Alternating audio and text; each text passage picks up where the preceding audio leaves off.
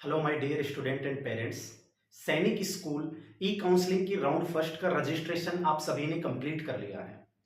अब बात आती है कि राउंड फर्स्ट का रजिस्ट्रेशन कंप्लीट करने के बाद में सीट अलॉटमेंट की प्रोसेस के लिए हमें क्या स्टेप फॉलो करने होंगे, और इसके अलावा जिन बच्चों को सीट नहीं मिली है उनको राउंड सेकंड में शामिल किया जाएगा या नहीं किया जाएगा, या फिर जिन बच्चों को सीट अलॉट हो चुकी है और उनको मेडिकल के लिए बुला लिया गया है, मेडिकल में अनफिट हो गए हैं, तो उनको राउंड सेकंड में शामिल करेंगे या नहीं करेंगे।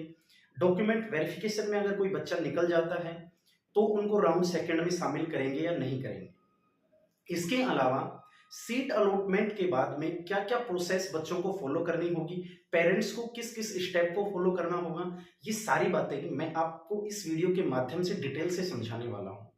और इसके अलावा सबसे इंपॉर्टेंट पॉइंट ये है कि जब सीट अलॉटमेंट का रिजल्ट आएगा तो उसमें कुछ अहम पॉइंट इसमें जोड़े गए हैं जिनको फॉलो करना सबसे ज़्यादा ज़रूरी है। अगर उन पॉइंट्स को आपने क्लियर नहीं किया तो आपको ना तो सीट अलॉटमेंट की प्रोसेस में शामिल किया जाएगा और ना ही आपको राउंड सेकंड में कंसीडर किया जाएगा। तो ये सारी बातें हमें इस वीडियो के माध्यम से अच्छे तरीके से समझनी है, क्योंकि अगर इन बातों को आप अच्छे तरीके से नहीं समझ पाएंगे तो सीट अलॉटमेंट में तो प्रॉब्लम होगी होगी, इसके अलावा राउंड सेकंड में भी आपको कंसीडर नहीं किया जाएगा। क्योंकि बहुत सारे बच्चों ने बहुत अच्छे मार्क्स लिए हैं, सभी को उम्मीद है कि सैनिक स्कूल में उनका सिलेक्शन हो। तो ये छोटे छोटे पॉइंट जो हैं ये मैं आपको इस वीडियो के माध्यम से अच्छे तरीके से समझाऊंगा, जिससे आपको अच्छे तरीके से समझ में आ जाएगा कि सीट अलॉटमेंट के लिए क्या प्रोसेस फॉलो करनी है और इसके अलावा सेकेंड राउंड में किन किन बच्चों को कंसिडर किया जाएगा। इन दोनों पॉइंट पर हम डिटेल से बात करेंगे और अच्छे से समझेंगे कि हमें किन किन स्टेप को फॉलो करना है। तो चलिए स्टार्ट करते हैं वीडियो को। और वीडियो को स्टार्ट करने से पहले सभी पेरेंट्स और स्टूडेंट्स से रिक्वेस्ट है कि जो भी हमारे इस चैनल पर नए आए हैं और जिन्होंने हमारा यूट्यूब चैनल सब्सक्राइब नहीं किया है तो वो हमारा यूट्यूब चैनल ज़रूर सब्सक्राइब कर दें। सबसे पहले हम बात कर लेते हैं कि सैनिक स्कूल सीट अलॉटमेंट का रिजल्ट अनाउंस होने के बाद में बच्चों को और पेरेंट्स को कौन कौन सी स्टेप फॉलो करनी होगी। तो प्यारे विद्यार्थियों, जैसे ही आपका सीट अलॉटमेंट का रिजल्ट अनाउंस होगा वहाँ पर आपको 3 पॉइंट देखने के लिए मिलेंगे। First accept, second reconsider and third exit. अब असेप्ट किन किन बच्चों को करना है, रिकंसिडर किन को करना है और एग्जिट किन को करना है। जैसे मान लीजिए, सबसे पहले हम एक्सेप्ट के बारे में बात करते हैं। जैसे मान लीजिए किसी बच्चे का सैनिक स्कूल झुंझुनू के लिए सीट अलॉटमेंट होता है और वो बच्चा चाहता है कि उस बच्चे का उसी सैनिक स्कूल में एडमिशन हो, तो उसको एक्सेप्ट पर क्लिक करना होगा। एक्सेप्ट पर क्लिक करने के बाद में बच्चे को मेडिकल और डॉक्यूमेंट वेरिफिकेशन के लिए बुलाया जाएगा। सेकंड है यहाँ पर रिकंसिडर। रिकंसिडर पर उन बच्चों को क्लिक करना है, जैसे मान लीजिए किसी बच्चे का सैनिक स्कूल झुंझुनू के लिए सीट अलॉटमेंट होता है लेकिन वो बच्चा उस स्कूल में एडमिशन नहीं लेना चाहता है और वो किसी स्कूल में दूसरी स्कूल में एडमिशन लेना चाहता है, तो उनको रिकंसिडर पर क्लिक करना होगा, फिर उनको राउंड सेकंड में शामिल किया जाएगा। एग्जिट बटन पर उन बच्चों को क्लिक करना है जो सैनिक स्कूल ई काउंसलिंग के किसी भी फ्यूचर वाले राउंड में इंटरेस्टेड नहीं है, यानी कि उनको फ्यूचर में जितनी भी ई काउंसलिंग के राउंड होंगे उनमें वो शामिल नहीं होना चाहते हैं, तो उनको एग्जिट बटन पर क्लिक करना है।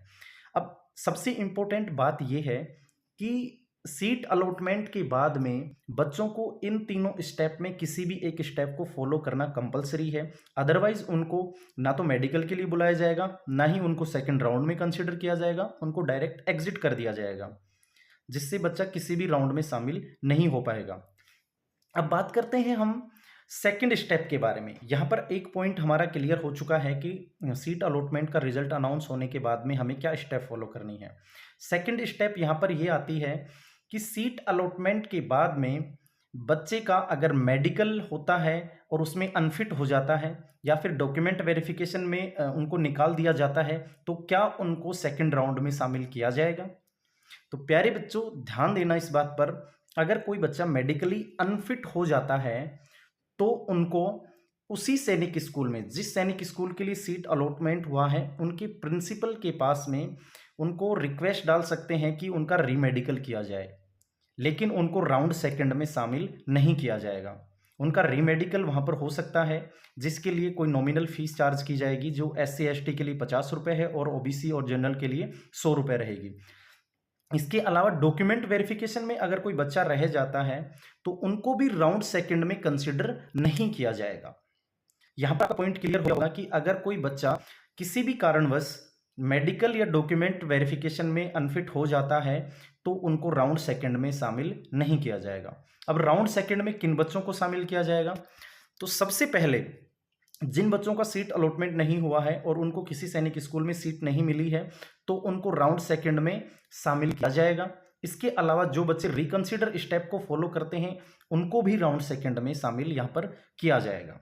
तो यहाँ पर आपका दूसरा डाउट भी क्लियर हो गया है कि राउंड सेकंड में किन बच्चों को कंसिडर किया जाएगा। अब थर्ड स्टेप यहाँ पर आता है कि सीट अलॉटमेंट होने के बाद में बच्चों को मेडिकल और डॉक्यूमेंट वेरिफिकेशन के साथ साथ में और कौन कौन सी स्टेप फॉलो करनी होंगी। अगर कोई मिस्टेक होती है तो उसको किस तरीके से करेक्ट किया जाए। जैसे मान लीजिए किसी बच्चे के डोमिसाइल में मिस्टेक है, कोई जेंडर में मिस्टेक कर देता है, कोई नाम में मिस्टेक कर देता है, तो उनको वो किस तरीके से करेक्ट करें और मेडिकल और डॉक्यूमेंट वेरिफिकेशन किस तरीके से होगा। तो चलिए देखते हैं।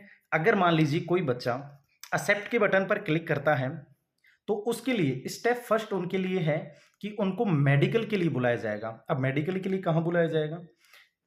जिस बच्चे का जिस भी सैनिक स्कूल में सीट अलॉटमेंट होता है तो वहाँ का जो डिस्ट्रिक्ट का जो गवर्नमेंट हॉस्पिटल है वहाँ पर उन बच्चों को बुलाया जाएगा। यानी कि उस सैनिक स्कूल के द्वारा जो ऑथोराइज हॉस्पिटल है, गवर्नमेंट हॉस्पिटल, वहाँ पर उनको मेडिकल के लिए बुलाया जाएगा।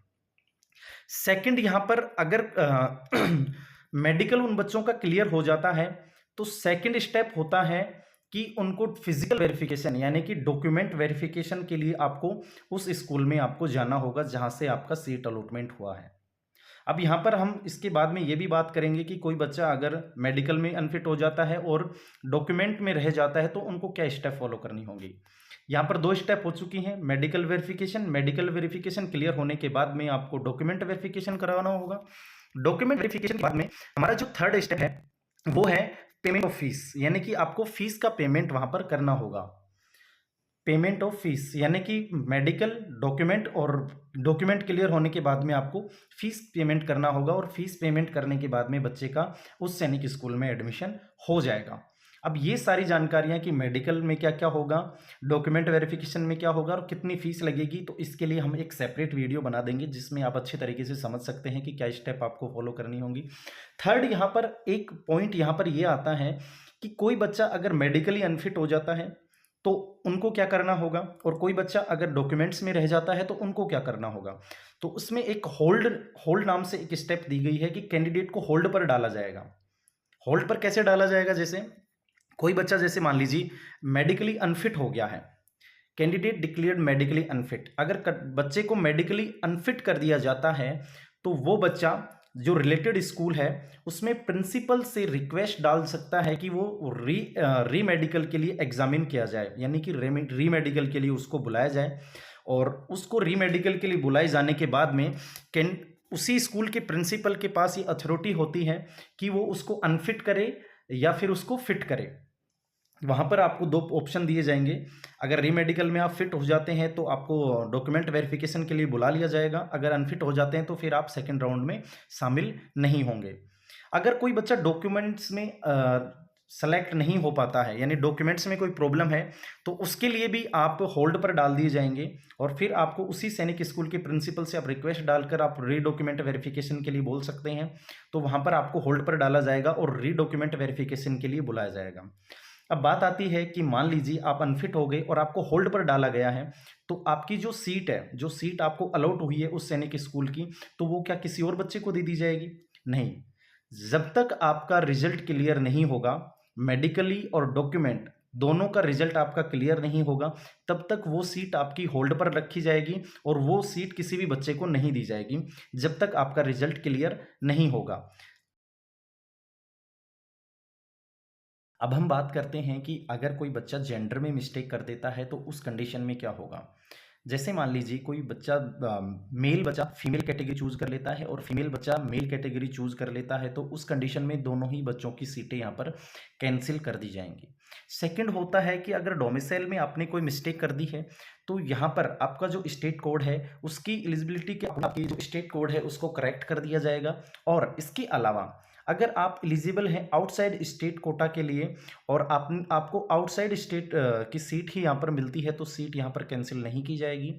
और अगर आप आउटसाइड स्टेट कोटा से हैं और आपको होम स्टेट कोटा की सीट यहाँ पर अलॉट होती है तो वहाँ पर आपकी सीट कैंसिल कर दी जाएगी। आप होम स्टेट कोटा से आते हैं और आउटसाइड स्टेट कोटा की सीट आपको अगर सीट आपको अलॉट की जाती है तो उस कंडीशन में ये सीट भी आपकी कैंसिल कर दी जाती है। थर्ड यहाँ पर आती है कि कैटेगरी। अगर कैटेगरी में कोई बच्चा मिस्टेक कर देता है तो उस कंडीशन में क्या होता है, अगर कैटेगरी में कोई बच्चा मिस्टेक कर देता है तो उसे जनरल कैटेगरी में काउंट किया जाएगा और उसको नेक्स्ट जो अगर राउंड है उनमें भी उस बच्चे को शामिल कर दिया जाएगा। तो इस तरीके से आप अच्छे तरीके से समझ गए होंगे कि आपको सीट अलॉटमेंट के रिजल्ट के बाद में क्या प्रोसेस फॉलो करनी है, सेकंड राउंड में कौन शामिल होगा और सीट अलॉटमेंट के बाद में आपको क्या प्रोसेस फॉलो अप करनी है। और इसके अलावा मेडिकल में क्या क्या चेक किया जाएगा, किस सैनिक स्कूल की कितनी फीस होगी, इसके लिए भी जल्दी हमारा डिटेल वीडियो आ जाएगा। उसको देखकर आप अच्छे तरीके से समझ सकते हैं कि किस स्कूल से कितनी फीस है और मेडिकल में क्या क्या पॉइंट वहाँ पर क्लियर करवाए जाएंगे और डॉक्यूमेंट्स के लिए किस किस डॉक्यूमेंट्स की हमें ज़रूरत होगी। धन्यवाद, मिलते हैं अगले वीडियो के साथ।